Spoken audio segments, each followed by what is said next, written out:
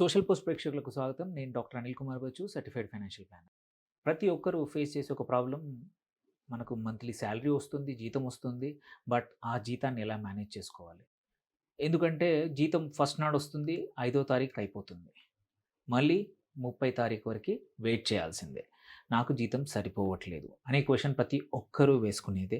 ప్రతి ఒక్కరికి ఈ ప్రాబ్లమ్ అనేది కామన్ అయిపోయింది. ఇది డబ్బు సమస్య కాదు. ఇది మనీ మేనేజ్మెంట్ సమస్య మోస్ట్ ఆఫ్ ద టైమ్. కొన్నిసార్లు మాత్రం జెన్యూన్‌గానే ప్రాబ్లమ్స్ ఉండొచ్చు.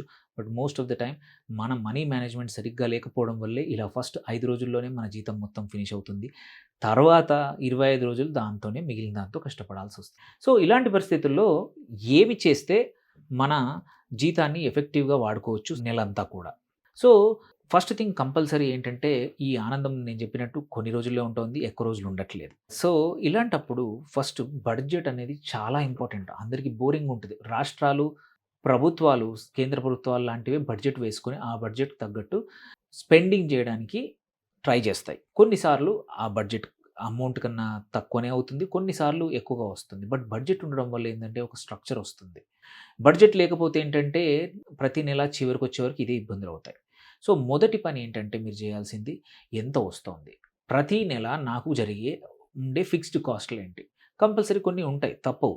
రెంట్, పిల్లల ఫీజులు, ఇంటికి కావాల్సిన వస్తువులు, అది పాలయ్యుండొచ్చు, సరుకులయ్యుండొచ్చు, బేసిక్ అదర్ ఎక్స్‌పెండిచర్ పవర్ బిల్లే అనుకోండి, కేబుల్ బిల్లే అనుకోండి, ఇంటర్నెట్ బిల్లే అనుకోండి, ఇవన్నీ కంపల్సరీ తప్పనివి. ఇవన్నీ ఎంతో మనం ముందు లెక్క వేసుకోవాల్సిందే. ఐడియల్‌గా ఏంటంటే ఇవి మాక్సిమం టు మాక్సిమం ఎక్కువలో ఎక్కువ 50% కన్నా ఎక్కువగా ఉండకూడదు. అంటే నీకు 30,000 సాలరీ వస్తే ఇవన్నీ కలిపి 15,000 లోపలనే ఉండాలి. అప్పుడు నువ్వు అట్‌లీస్ట్ కొంచెం డబ్బులు సేవ్ చేయడానికి అవకాశం ఉంటుంది. అదర్‌వైజ్ అవకాశం ఉండదు. మొదట ఇంకొకటి ఏం జరుగుతుంది ఏందంటే, ఈ బడ్జెట్‌లో ఈ 50% పోను ఒక 30% వరకి వాంట్స్. అంటే కొన్ని కోరికలుంటాయి. బట్టలు మంచివి వేసుకోవడం, బయట నుంచి తెచ్చుకొని తినడం గానీ, కొన్ని బయటికెక్కడైనా తిరగడానికి గానీ, ఇలాంటివుంటాయి. సో, ఇది ఎంత పెద్ద ఎర్నింగ్స్ ఉన్నా సరే ఓ 20-25% వరకు వీటికి అలొకేట్ చేసుకోవాల్సిందే. మరి మిగిలిన 25% పరిస్థితి ఏంటని అందరూ అడిగే క్వెషన్. అవే సేవింగ్స్ చేసుకోవాలి. అంటే అలొకేషన్ సేవింగ్స్‌కి 20-25%. ఆ savings could be for short term అయ్యుండొచ్చు, లాంగ్ టర్మ్ ఉండొచ్చు. బట్ టోటల్ పర్సెంటేజ్ మాత్రం వర్స్ట్ కేస్ సినారియోలో తక్కువలో తక్కువ 20-25% పక్కా ఉండాలి. సో, ఇది ఒకటి ఈసారి బడ్జెట్ డిటర్మైన్ అయ్యాక సెకండ్ ఇంపార్టెంట్ థింగ్ ఏంటంటే, జీతం వచ్చాక ఫస్ట్ థింగ్ చేయాల్సింది సేవింగ్స్. ఖర్చులు కాదు. అందరూ ఏంటంటే ఖర్చులు పోను, మిగిలిందే సేవింగ్స్‌కెళ్తాయి. ఒక్కోసారి ఏమి మిగలదు. తర్వాత తీరా ఒక 2 సంవత్సరాలు చూస్తే నా దగ్గర ఎటువంటి సేవింగ్స్, రేపటి కోసం ఎలా అనే భయం అందరికీ పట్టుకుంటుంది. అందుకోసమే ఫస్ట్ సేవింగ్స్‌కి అలొకేట్ చేసి మిగిలిన డబ్బుల్ని అడ్జస్ట్ చేసుకోవడం. మిగిలిన 80% 75% అడ్జస్ట్ చేసుకుంటే ఏంటంటే over a period of time corpus build అవుతుంది. లేకపోతే ఎప్పుడు సేవింగ్స్‌ని సెకండ్ ప్రయారిటీగా పెడితే మాత్రం సేవింగ్స్ బిల్డ్ అవ్వవు. అందుకే ఎవరైతే ఆర్థికంగా క్రమశిక్షణతో మంచి వెల్త్ క్రియేట్ చేసిన వాళ్ళు, సంపద సృష్టించి ఒకటికి 2 ఆస్తులు కొనుక్కొని ప్రశాంతంగా బతుకుతున్నారో వాళ్ళని చూస్తే పరిస్థితి most of them actually first డబ్బులు ఎక్కడ సేవ్ చేయాలో సేవ్ చేశాక మిగిలిన డబ్బులతో జాగ్రత్తగా పొదుపుగా ఉంటారనమాట. థర్డ్ వచ్చేసి కంపల్సరీ నేను ఇంతకుముందు ఆల్రెడీ ఎక్స్‌ప్లెయిన్ చేశాను. 50, 30, 20 రూల్ అంటాను. 50% మన అవసరాలకి, 30% మన కోరికలకి, ఒక 20% మాత్రం కంపల్సరీ పెట్టుబడి రేపటి కోసం సేవింగ్స్. ఇది చేస్తే మాత్రం ఇలా డివైడ్ చేస్తే పక్కా ఒక బడ్జెట్ ప్లాన్ ఉంటుంది. మీరు సేవింగ్స్ మిగులుతాయి రేపటి కోసం, ఇవాళటి కోసం అండ్ ఈవెన్ షార్ట్ టర్మ్ కూడా మన దగ్గర కొంచెం సేవింగ్స్ చేసుకోవచ్చు.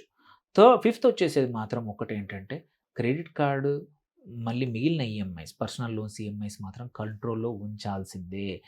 ఇవే పెద్దగా అందరిని ముంచేసేటివి, అందరికీ ఇబ్బందులకు గురి చేసేటివి కూడా. సో, మీరు ఫస్ట్ థింగ్ ఏందంటే ఈ ఈఎంఐస్, క్రెడిట్ కార్డ్స్, ఎందుకంటే ఇంట్రెస్ట్ రేట్స్ కూడా ఎక్కువగా ఉంటాయి. అందుకే వీటిని ఫస్ట్ తీర్చేయాలి. అండ్ తీసుకున్న ఖర్చులు కూడా ఏ మంత్‌కి ఆ మంత్ కట్టేయాలి. క్యారీ ఫార్వర్డ్ చేస్తే క్రెడిట్ కార్డ్ మీద 30-40% ఇంట్రెస్ట్ సంవత్సరానికి, అంటే నెలకు రూ. 3-4 వడ్డీ పడుతుంది. మనము సంపాదించేది అరకొర అయితే ఈ వడ్డీలకే మిగిలిన డబ్బులెళ్ళిపోతాయి. సో, అందుకోసమే వీటిని అదుపులో ఉంచుకొని ఇన్‌కమ్‌లో ఎక్కువ భాగం ఈఎంఐలకు వెళ్తే మాత్రం ఫ్యూచర్‌కి పక్కా మీకు ప్రెషర్ ఉంటుంది. అందుకే ఈఎంఐలు కంట్రోల్‌లో ఉండాలి. క్రెడిట్ కార్డ్ అప్పులు కూడా కంట్రోల్‌లో ఉండాలి. దాని తర్వాత మోస్ట్ ఇంపార్టెంట్ ఏందంటే, ఈ సేవింగ్స్ కూడా నేను పక్కన పెట్టమన్న వాటికి గోల్స్ ఉండాలి. చాలామంది గోల్ లేకుండా ఏదో ర్యాండమ్‌గా సేవ్ చేస్తే ఖర్చులు కూడా ర్యాండమ్‌గా అట్లాగే వచ్చేస్తాయి. అందుకోసం గోల్స్ లేని సేవింగ్స్ అనేది అస్సలు ఉండకూడదు. దాంతో పాటు ట్రాకింగ్ హ్యాబిట్స్ అన్నిటికన్నా ఇంపార్టెంట్. ఇవన్నీ బడ్జెట్ ఫిక్స్ అయ్యి అనుకున్నట్టు కావాలంటే మాత్రం నీకు ఖర్చుల ట్రాకింగ్ అనేది ప్రాపర్‌గా ఒక యాపో, లేకపోతే ఇప్పుడు చాలా యాప్స్ వచ్చాయి. ఫ్రీ యాప్స్ కూడా వచ్చాయి. Money management apps. వాటిలో ఏంటంటే నువ్వు ఖర్చు పెట్టిన ప్రతి రూపాయి నువ్వు యూపీఐ చేయొచ్చు. ఆర్ నీకు బిల్లులు రావచ్చు. అవన్నీ ఆటోమేటిక్‌గా ఎస్ఎంఎస్‌ల్లో మన మెయిల్స్‌లోంచి మన యాప్ అది కలెక్ట్ చేస్తుంది. ఆటోమేటిక్‌గా మన ఖర్చుల యొక్క విధానం ఏంటి? ఎంత ఖర్చు చేస్తున్నాము? ఏ రోజు ఖర్చు చేస్తున్నాము? ఏ టైంకి ఖర్చు చేస్తున్నాము? వేటిపైన ఖర్చు చేస్తున్నాం కూడా ప్రాపర్‌గా కేటగరైజేషన్ చేసిస్తుంది.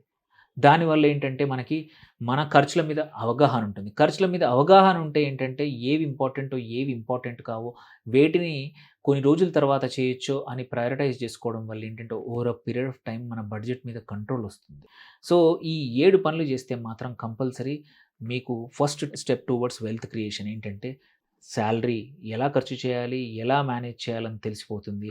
అందుకే జీతం వచ్చిన వెంటనే ఖర్చు పెట్టొద్దు. ఖర్చుతో మొదలుపెట్టొద్దు. సేవింగ్స్‌తో మొదలుపెట్టాలి. ఈ నెల నాకొచ్చిన 50,000లో 5,000 ఎక్కడ పెడుతున్నానని ఆలోచించాలి గానీ, 5,000 ఎక్కడ ఖర్చు పెడుతున్నానని ఆలోచిస్తే మాత్రం స్టార్టింగే రాంగ్. స్టార్టింగే మనం ఖర్చు ఫేజ్‌లోకెళ్ళిపోతున్నాము. సేవింగ్స్ అనేవి లాస్ట్ వచ్చేస్తాయి.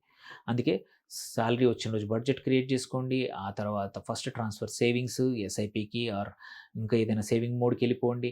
తర్వాత 50, 30, 20 రూల్ పాటించండి. And emergency fund compulsory build చేయండి. అది బిల్డ్ చేస్తే ఏంటంటే అప్పులు తగ్గుతాయి. క్రెడిట్ కార్డ్ అవసరాలు తగ్గుతాయి. ఈఎంఐల అవసరాలు తగ్గుతాయి. ఎమర్జెన్సీ ఫండ్స్ ఉంటాయి. అట్లాగే క్రెడిట్ కార్డ్ స్పెండింగ్‌ని కంపల్సరీ కంట్రోల్ చేయాలి. ఎప్పటిదప్పుడు కట్టేయాలి. తర్వాత గోల్స్ క్లియర్‌గా ఉండాలి. ఫైనాన్షియల్ గోల్స్ ఎన్ని రోజుల్లో ఎంత డబ్బులు సేవ్ చేద్దామని. And last but not the least monthly expenses track చేస్తే మాత్రం కంపల్సరీ మీకు బడ్జెట్ మీద కంట్రోల్ వస్తుంది. మీ సాలరీ బెటర్ అవుతుంది. మీ మనీ మేనేజ్మెంట్ బెటర్ అవుతుంది. ఇది చేసి చూడండి. మీకేమైనా క్వెషన్స్ ఉంటే తప్పకుండా పోస్ట్ చేయండి. అండ్ ఏమైనా ఇబ్బందులు ఉంటే ఎలా అదుపులో పెట్టుకోవాలనే దానికి ఏదైనా పర్సనలైజ్డ్ కావాలన్నా మాట్లాడండి. Thank you for watching. Signing off doctor Anil Kumar Bachu.